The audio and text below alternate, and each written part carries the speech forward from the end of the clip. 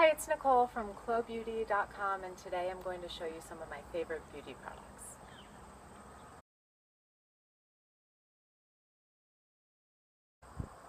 Okay, I'm going to start, I guess, with one of the most important, I think, and it's a homemade one, but it's oil pulling, and it's what I do first thing in the morning, and I think it's such an exciting, important oral hygiene thing that everybody should check out. If you just Google oil pulling, you'll find so much information for not only your oral hygiene, but your health in general. So speaking just for your teeth, it immediately started whitening my teeth. When I went to the dentist, like 6 months after I started using it, they had nothing to scrape off. So to me, that was just 100% worth it right there. Traditionally, you oil pull with sesame oil. You can use coconut oil. I have a mix that's kind of like both of those mixed with peppermint oil and clove oil, which are all supposed to be good for your mouth. And what you do is just you take, first thing in the morning before you do anything else, you take like a little, maybe a tablespoon of this, and you just swish it slowly in your mouth for 5 to 20 minutes. So I know 20 minutes sounds kind of difficult to some people, and people are like, 20 minutes? But it's, once you start doing it, it becomes like really calming, and you don't have to talk for like that first part of your day. It's kind of a really nice thing, and it's easy. You shouldn't be doing it really like hard and exhausting. It's just kind of more like swishing it through your mouth. Then you spit it out, rinse your mouth with hot water, brush your teeth, and go about your day. And I'm telling you, I gave myself, when I first started this, a 2-week trial period, and I never stopped, and it's been like a couple years now. So that's one of my favorites. Brushing, so kind of always torn about the fluoride, no fluoride thing. I know fluoride is toxic, and I definitely don't ingest it, and I don't really think that's a good idea.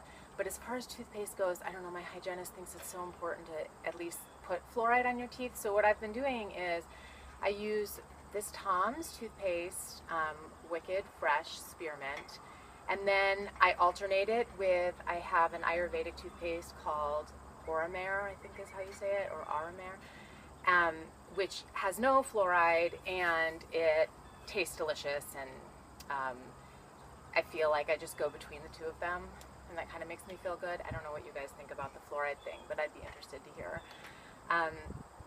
So that's kind of the mouth stuff I wanted to share with you.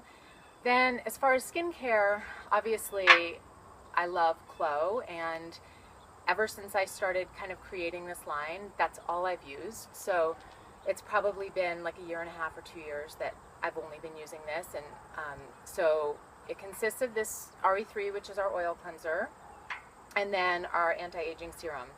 And so after I started using this, within the first, maybe after a couple months, I guess, I was slowly able to start getting rid of everything else. Like my skin started balancing, and I got rid of my eye creams and my masks and my exfoliators and my moisturizers and everything, and now I can just use that. So I do feel 100% good about that, and I feel really good about the toxicity. It's like totally toxin-free, good for me. So I at the very least feel really good about what I'm doing for my face.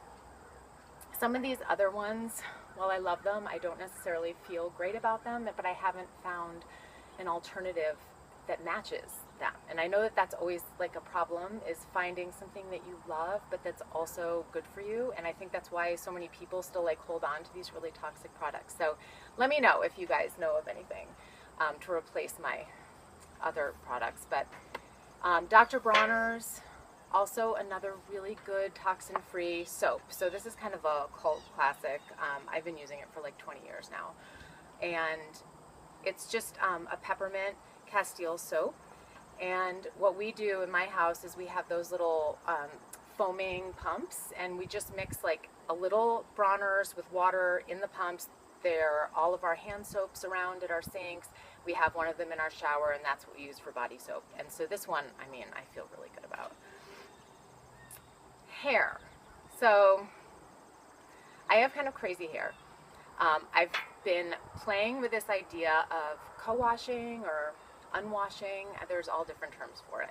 And I love this product by Carol's Daughter, but it isn't like 100% toxin free. It definitely they like try, and there's some things that are good about it, but I don't think it's like perfect.